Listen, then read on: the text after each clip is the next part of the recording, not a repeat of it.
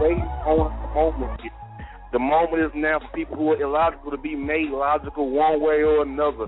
Tonight's topics are very juicy, very logical topics we need to get people on the same page with. So here we go.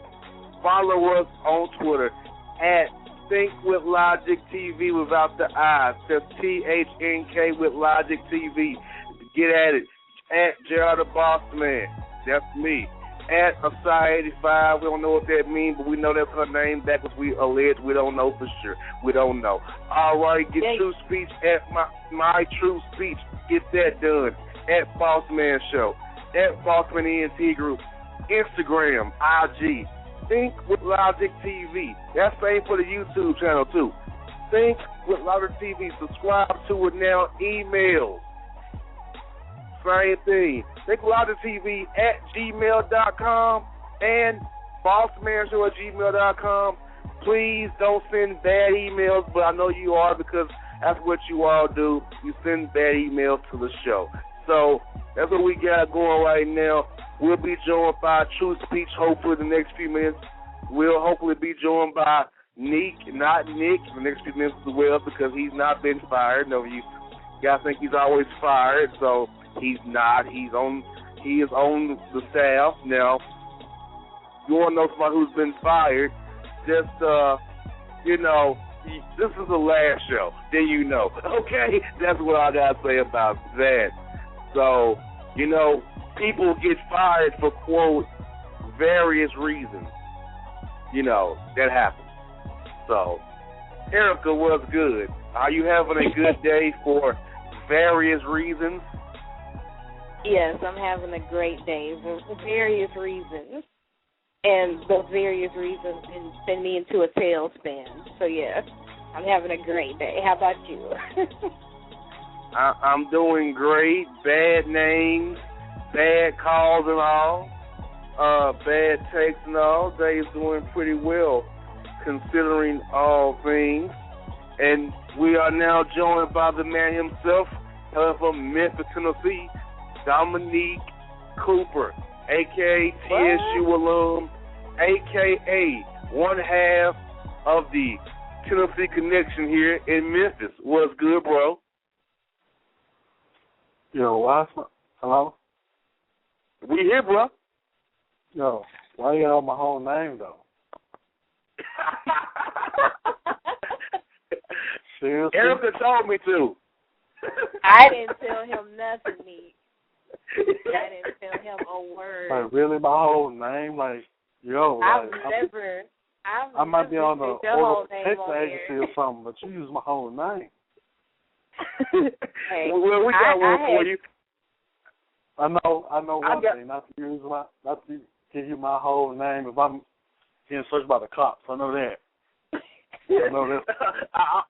No, I'll hit you with Erica Michelle Sims. There you go. There you go. Oh, okay. Okay. See, and we'd be dropped off the call, Nique, if we said his whole name. We'd be immediately dropped off the call, but that's cool. That's cool. Exactly. Exactly. And I would tell you True Speech his whole name, but I don't know his whole name.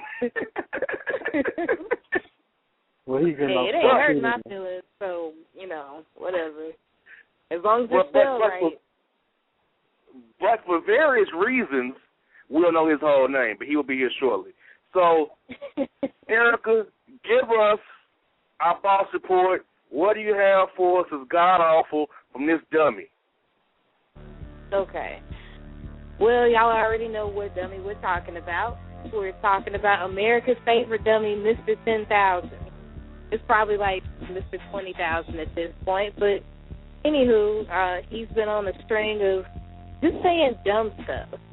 Like he can't help himself, and he really thinks he's telling the truth. I think on the last episode when, I took a little break for a minute, y'all talked about him asking for information on Jamal River.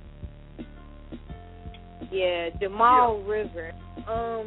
Apparently, for those who didn't hear the last episode, Jamal River is supposed to be Paul Revere?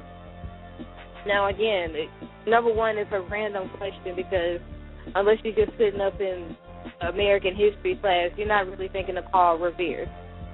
Now, when, it was corrected for this gentleman, my good buddy, he's going to say, oh, you mean like that song about Vanilla Ice? So, quick rap lesson, the song Paul Revere is not by Vanilla Ice. Right skin color, wrong rap artist. That's a Beastie Boys song. Get your hip-hop history together.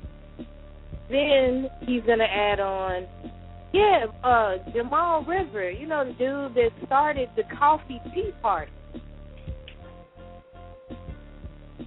I don't know about y'all, Nique, Jay. I don't know about y'all, but that's one class or one piece of American history class I must have skipped because I've never heard of the Coffee Tea Party at all. So there's one thing. We know on past episodes when he was talking about options, which is supposed to be options, well, when he says the word options in his head, he's talking about opinions. So again, he still needs the English class. The remedial English is in his future. Hooked on phonics is in this man's future. Something. Then he wants to change his handle. He wants a new nickname. And if you know anything about nicknames, you don't give yourself your nickname. Somebody in your clique, some friend of yours, or you do something ridiculous or outrageous or memorable that someone else gives you your nickname. So basically he wants his nicknames to be, something with Hizzle at the end. And so like G Hizzle or, G.A. Hizzle. I'm surprised he didn't say like his daddy, like P. Diddy or something. But it's coming, I'm sure. And then he had a question about Sam. First it was Fuzz, now it was Sam. Some more randomness. Apparently he didn't know that stamps were quote-unquote forever. You know how some of the most recent stamps have the word forever on them, so he didn't realize that stamps or anything else was forever except for quote-unquote G and his people. And we already know what G he's talking about. He's not talking about God's people. He's talking about G is Jesus and his people. That's forever, but not stamps. And just in general, another thing that we could probably branch off of, Jay or one of his other friends was in town recently, and he just felt like, okay, well, since you're in town, since I'm stalking you via Facebook and Twitter and know you're in my city, why don't you come and give me a ride? It doesn't work like that. I could be at home in Chattanooga for 2 days, and I'm not giving nobody a ride because I'm not there for that. I'm there for a specific reason. So don't invite yourself into somebody else's car just because they happen to be in town and you happen to choose not to have your own personal transportation. So that's my boss report. What do y'all have to say about any of the shenanigans that E. Hizzle has going on this week? I'll let Nique go first on this. We're still talking about idiots? Oh, yeah. All day. There's no need for me to talk about an idiot. An idiot already made his place, so, hey, come straight. All I'm going to say is this. Jamal River, ridiculous.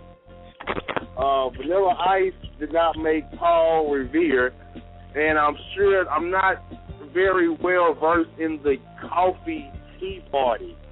I don't know nothing about that. So, once again, also, it speaks towards the line.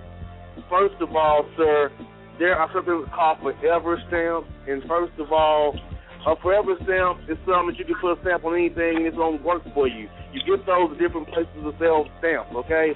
And I get you talking about the heavens being forever, but let's not refer to the heavens as, quote, G and his people. Because it's Jesus, not G and his people. And Jesus is spelled with a J, not a G. If you're talking about G for God, I make it entertain what you're saying, but not G for Jesus. See, your take on America's Dummy talking about forever stamp. Didn't know that was forever, but G and his people. Jesus isn't spelled with a G. That's what's kind of sticking out to me right there. Who thought that Jesus was spelled with a G? Like, that's stupid. I mean, I'm trying not to talk about anybody while, discussing our Lord and Savior, but I'm pretty sure Jesus would not want his name misspelled so egregiously. So I can't really condone that. And the reason being is because Google exists, and if you're not sure how to spell Jesus, you can look it up. Okay, but what if you're searching on Google? What happens if you're searching on Google, though? On Google? Oh, well, that proves you're a bigger idiot than in the first place. I mean, Google isn't even a real web address. It doesn't exist. So if you found your way to Google, you literally created a whole new IP address. Hey, Ben Henson that created Google a couple of weeks back. Maybe. Yeah, he's that guy because he created Google at least 2 or 3 weeks ago. That is nuts. I wasn't aware that you can do that. I was under the impression that. Exactly. Google. And also, remember, because Google was created by the Jews, remember that, and Jew is spelled G-U-E. Oh. Okay, I'm sorry. So Henson didn't create it, he just came across it. Okay, I stand corrected, Kyle. So, people, that's your box for Eric to breaking it down for you right here for us on Think Lobby TV. You know what time it is, people. Now, Eric, you told me about you was harassed by a thirsty monster not named Lex, so break it down for us, please. Right. I mean, okay, look, since, Jay decided to give you guys my whole name, y'all could probably find me on Facebook now and do what Tony E has done. That's what I'm going to call him, Tony E.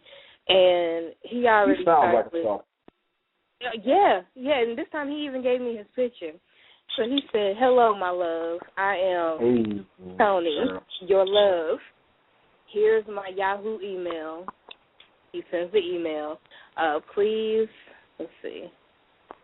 Please, can you write me, as in left and right? Please, can you write me? I wish to be your friend. Here is my no if you wish to call me. And, of course, I guess to a degree, no with a period at the end is short for number. And I don't know him. And he already made me angry. He came at me wrong because he happens to look like my best friend's ex, who is a jerk to the nth degree. But he also looks like he has on a super tight black polo on.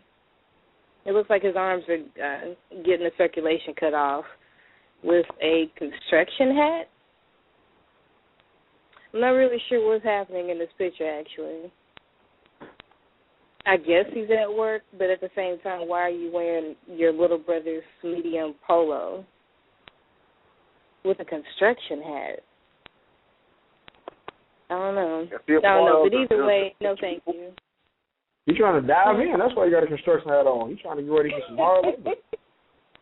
Wow. You got to get prepared. You got to bring all your tools for the trade. I don't think he needs a construction hat. I mean, maybe...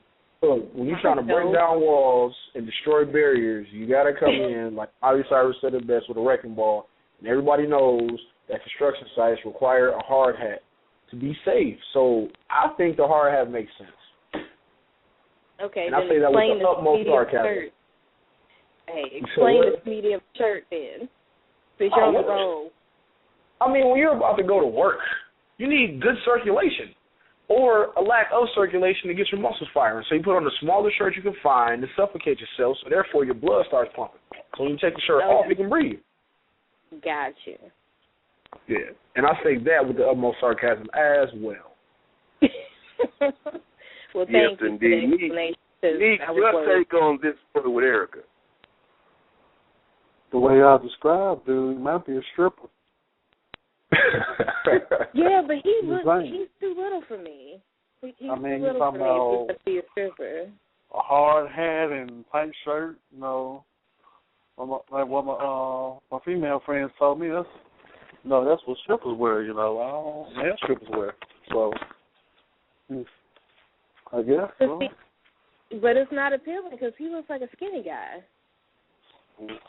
Shout out to my skinny guys, but he looks like a skinny guy with a medium shirt on, which I'm amazed at in itself. It should have fit by default, but yeah, I don't know.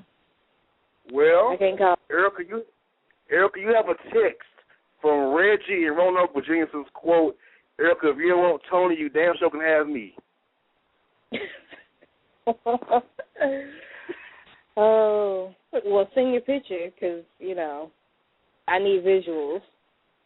Speech was that a bad text?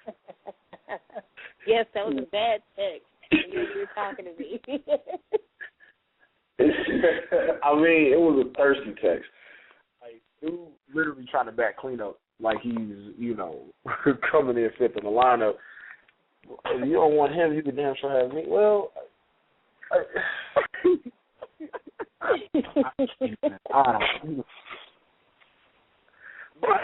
but at least it did not rhyme. Thank God for that. True. He could have spit it in a Dr. Seuss nursery rhyme. That would have been ammunition for some serious flames. So, thank God he did not rhyme. As Nique said, he could be a stripper. He could be a catfisher. We don't know. Erica, please be careful. But let's get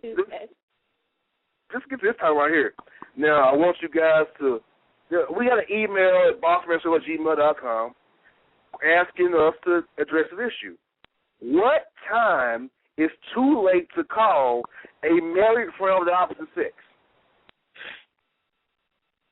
Anytime almost.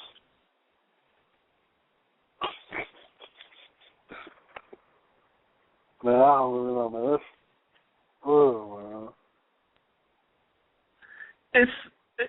It kind of varies depending on the severity of the situation. Now, if you're real close to the person, like, you know, if y'all go way back, grew up together, something like that, you know, and y'all don't, it's a strictly platonic friendship, then, you know, if it's an emergency, you know, you can make a phone call, you know what I'm saying? If somebody's going to be mad, somebody's going to be mad, but it's like an emergency, then, you know, 9, 10 o'clock, you know, I think it's a respectable time. Now, see, if you call in 11:30, 12, 1 o'clock, then it's like, hey now, you know, what's kind of going on? You know, that kind of borders on disrespect, but once again, it just depends on the severity of the emergency. But if you're just calling to talk,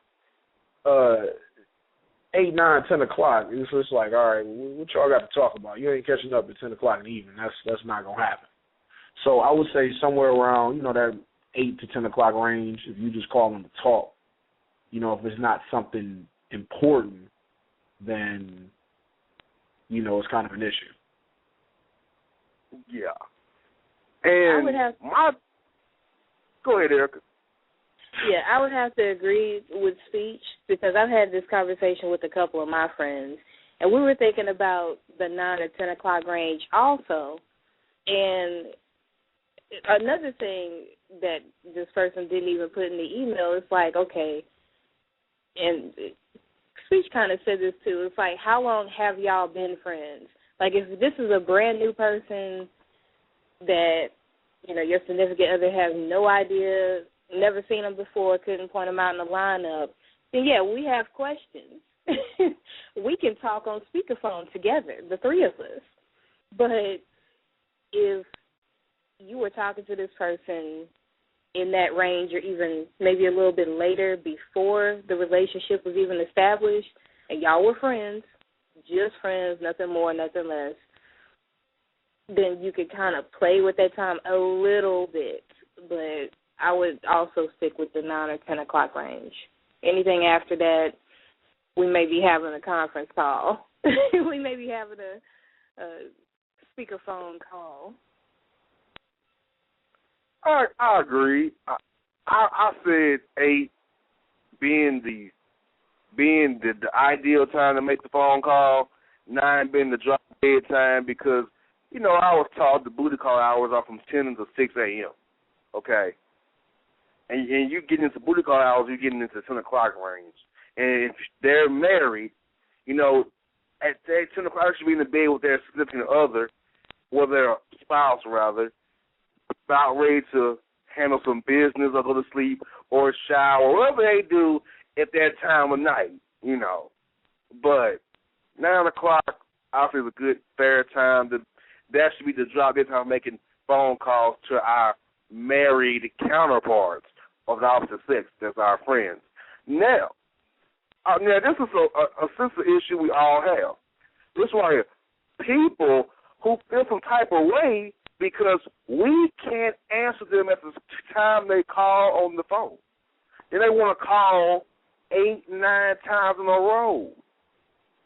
I was like, what are you doing? If you call me one time, I'll see you called. If you text me, I'll see it. I'll get back to you when I can.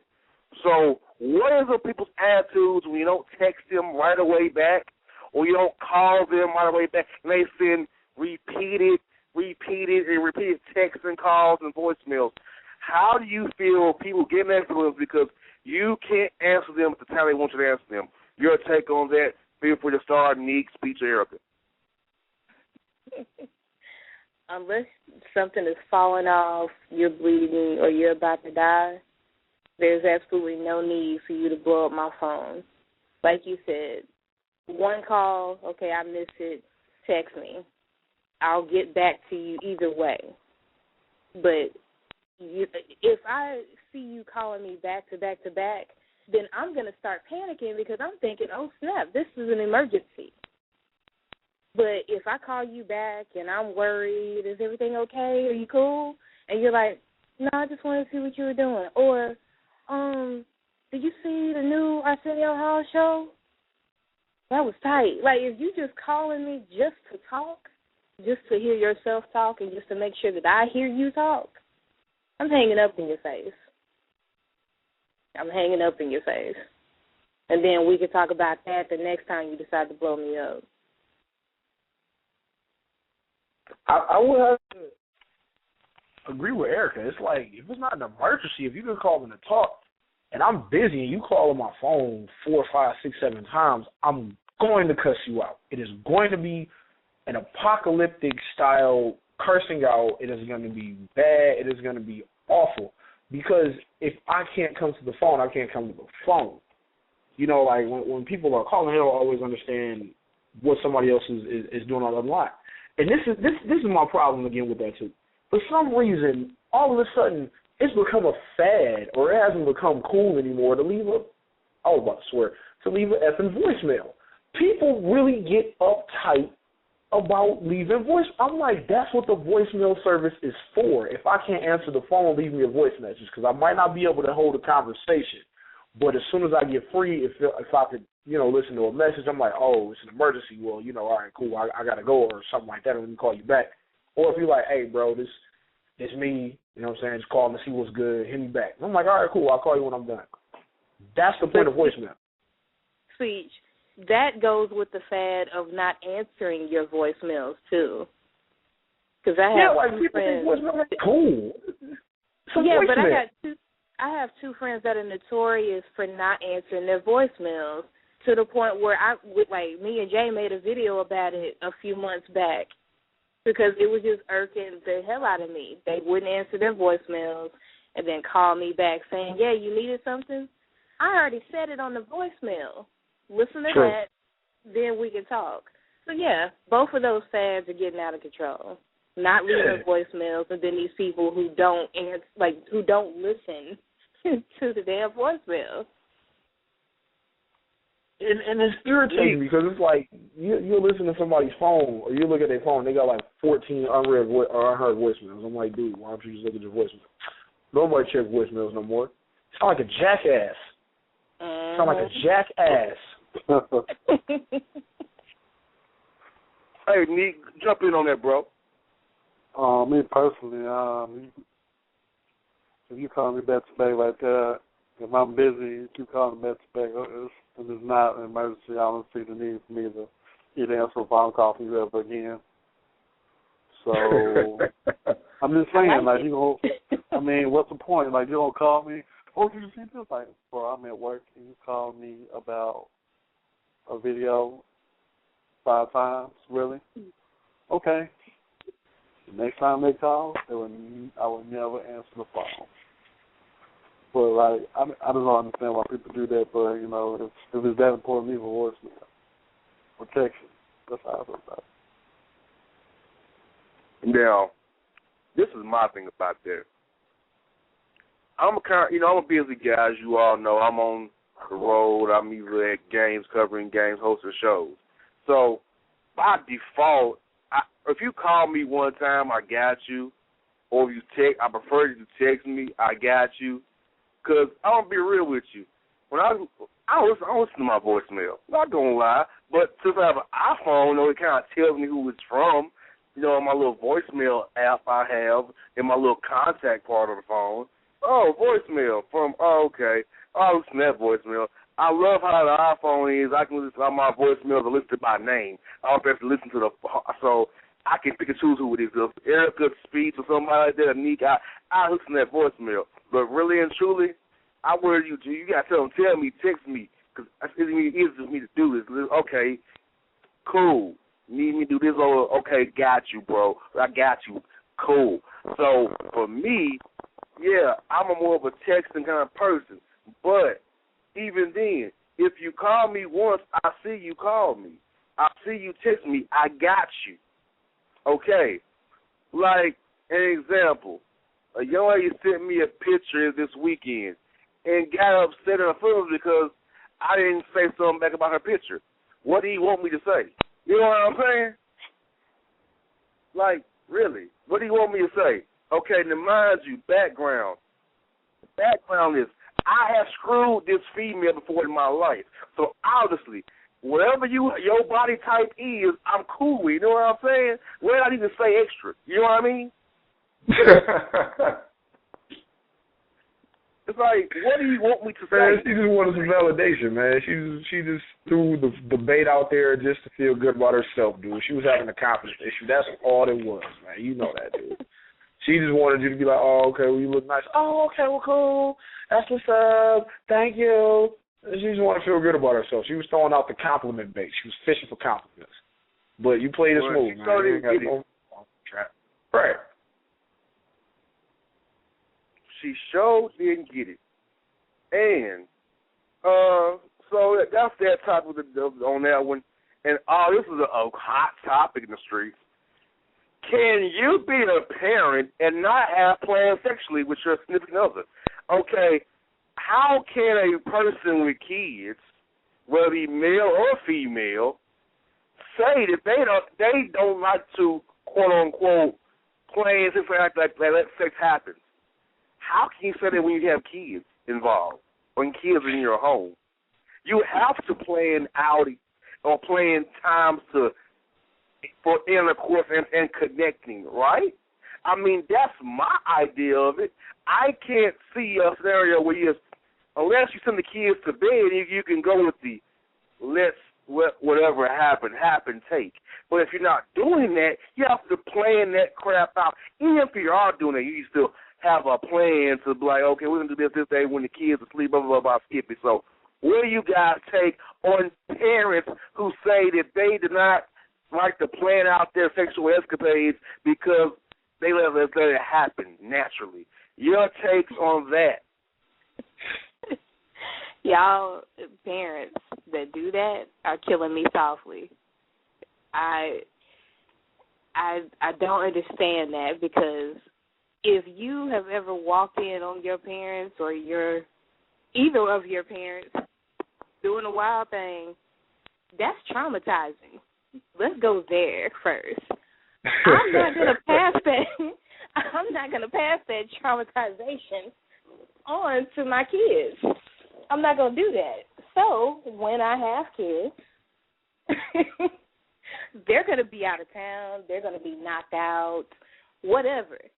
They're not gonna be in the room. They're preferably not gonna be in the same building as me and mine when we're about to do the do. This whole random, like, it's cute when you don't have any kids, or, you know, maybe your friends are around and they know that y'all will do it anywhere at any time. That's cute, having random sex then, not having planned sex then. It's funny sometimes. It's awesome. Not when kids are around. Right. Absolutely no. No, hell no. I mean, sometimes, you know, it's cool that people want it to happen naturally and spontaneously, but when you do have kids, the consensus is you have to kind of plan for the kids not to be around, because it's kind of distressing to just, you know, be in the middle of it and then your kids walk in and you turn over to the side and you're like, oh, it's a 3-year-old watching me. It's got to really not only traumatize the kid, but it's kind of going to ruin the mood. So, I mean, you do have to plan, like, hey, your mama going to keep the kids? My mama going to keep the kids? Your sister going to keep the kids? You know, we're going to go out, we're going to kick it, we're going to chill, we're going to come back. It's going down. The kid's not going to be here. You have to plan for kids not to be there, because ideally you would like to have an intimate moment with your significant other with no kids around, especially in the house. Kids wake up in the middle of the night, come in there, open the door. Things happen. You know what I'm saying? My nephew, he's a year and a half. He'd be in the other room. He'll pop over in my room 2, 3 o'clock in the morning bugging me. For what? I don't know. But it happens. You know what I'm saying? The kids, that's what they do. So you do kind of have to plan for the kids not to be there, to avoid interruptions, to avoid the kids. You know, hell, what if y'all in the middle of it and the kids start screaming? Somebody done fell off the bed. Now you got to go to the hospital. You know what I'm saying? There ain't nobody going to get none that night. So it's kind of, you have to plan accordingly. But, you know what I mean, if it's spontaneous and the kids ain't around, well, then go for it. But you have to take precautions with kids in the house. You know, unless you just want your kids to see you, in which case that's kind of sick. So, you know. Exactly. Which means if you're allowing it to go on, it's you're allowing blocking to go on, which is never a good thing. To allow blocking to go on if somebody wants to break lamps with you. Nique, your take. I can honestly say I'm probably one of the few people that have never seen their parents have sex. I'm so happy that I haven't seen that traumatizing event ever. So I am cool with that. But, like, then again, you know, planning, you know, you do what you got to do if you want to have sex. But then again, kids are kids. You can plan to have sex at 4 o'clock, but as soon as you get in the middle of it, it comes at 4:07, your kid wants to know, mama. So, I mean, you can plan the best you can, you know, do what you got to do, but let's be known, there are kids, they will mess up your vibe anytime they feel the need to. So, this is how I feel about it. Yes, indeed. And another topic we got on the docket today, workplace drama and the ways to prevent it and what causes it. Now, we know it works to make money, but it seems like at our jobs today that we spend more time trying to manage the BS that's non-work related than we do trying to get our jobs done, and all the constant gossiping, spying, sniping, throwing under the bus goes on with these jobs. And I must say, I thought it was mostly women, but I'm seeing now that men are on the tip too now. Don't throw under the bus. Usually us brothers are cool. It's the women that be on that other stuff, always trying to bring somebody down, snitching, always talking, slick IMing people, using the emails to throw people under the bus, you know, doing. But now I see men doing it. Because we got some emails about the workplace, how the brothers in the workplace are acting very female-like, and not in a good way. So I want you guys to give me your takes on workplace drama and how we can, one, stop it, and what causes it in your opinion. Anybody, feel free to start. Well, I'm going to start by kind of diverting it a little bit. It is an epidemic going around these days where these dudes are really growing vaginas. I mean, I'm hearing way too many scenarios of dudes just acting like straight females.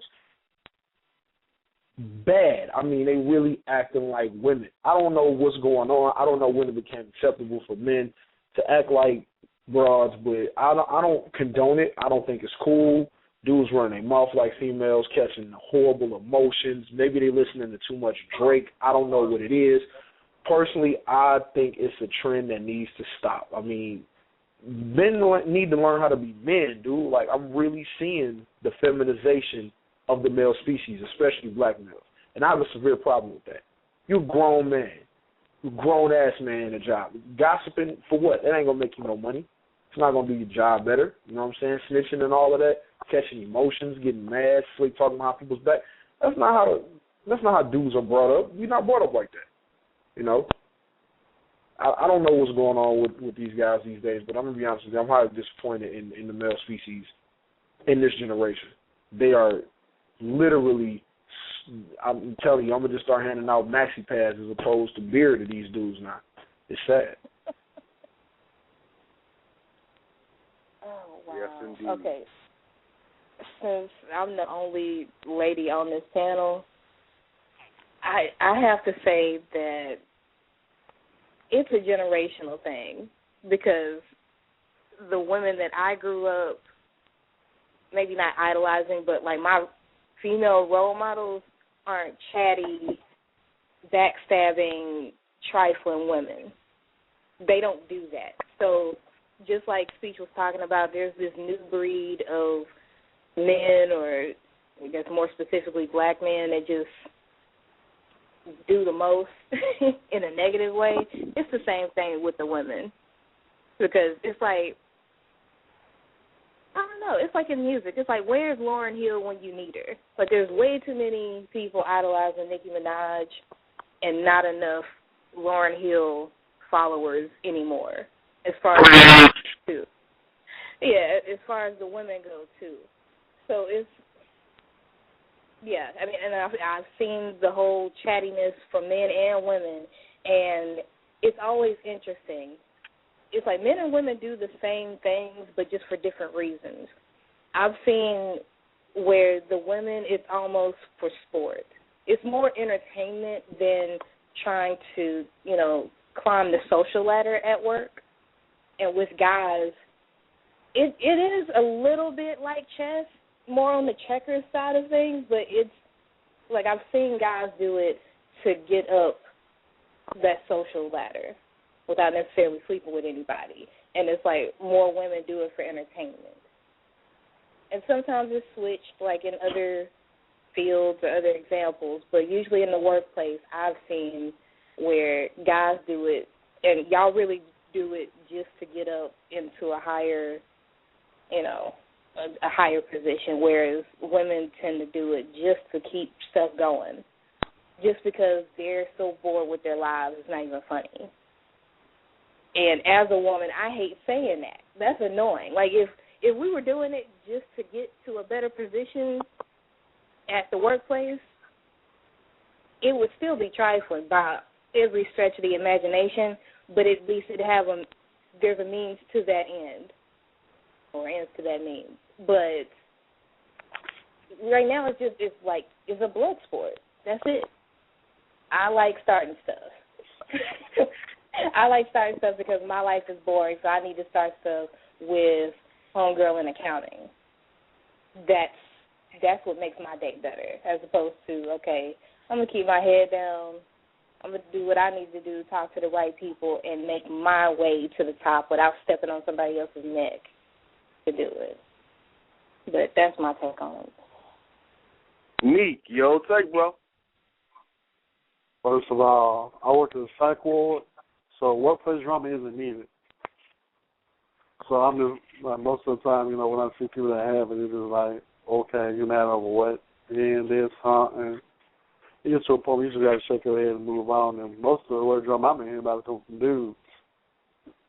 So it's kind of like, why are you mad at this person for this? And it's usually started over with a female, new female that worked there, yada, yada, she's cute, then it was like, and it's just like, why even stress yourself out like that? I mean, I'm not supposed to go to work to do something and leave, and then not have to worry about nothing at work to you for the rest of the day. So I don't understand workplace drama. I mean, where I work at, I don't need it. So that's how I feel about it. Yes, and so, I just think that people should mind their own business. Like The Rock said, you should know your role and shut your mouth. He said it best. Like me on any job I do, with the radio stuff, the business stuff I have outside of the show, I worry about what pertains to Bossman ENT Group and what makes my Bossman Consulting Group go strong. I'm not worried about what the next man doing or spreading gossip, because I'm a brother. I'm a real dude. I ain't got time for gossip. I'm going to tell you like it is. I don't care. It is what it is. Deal with it. You like it or you don't. That's how I've always been, how I always will be, and that's where it's going to be. So for me personally, I don't get workplace drama.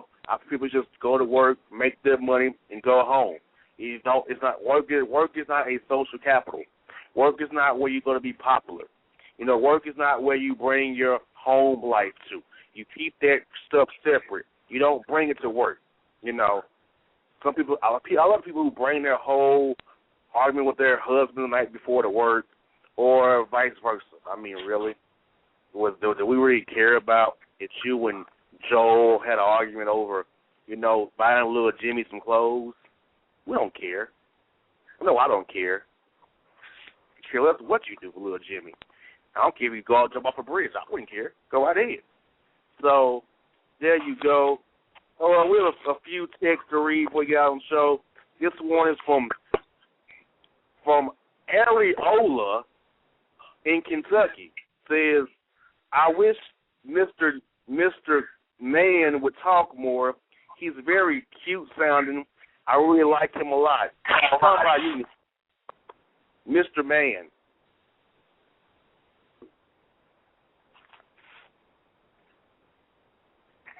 He doesn't even care.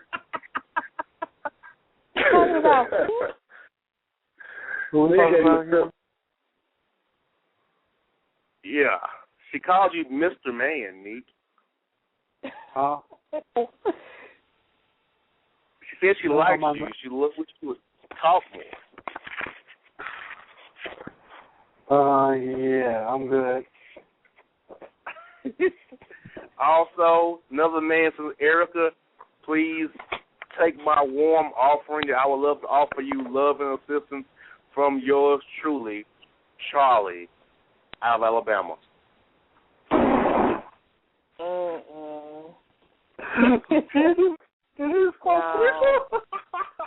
I already got an older gentleman trying to get at me. I'm cool. 25 to 30 people. 25 to 30 he years said old. love and assistance, bruh. I know. 25 to 30 years old people. I'm sorry. Wow. Last one today. It's time to go. It's time to go. We're gonna take Nique's word and his leave, and we'll pick up next week with pregnant and dating and other topics. We out of here, y'all. Peace.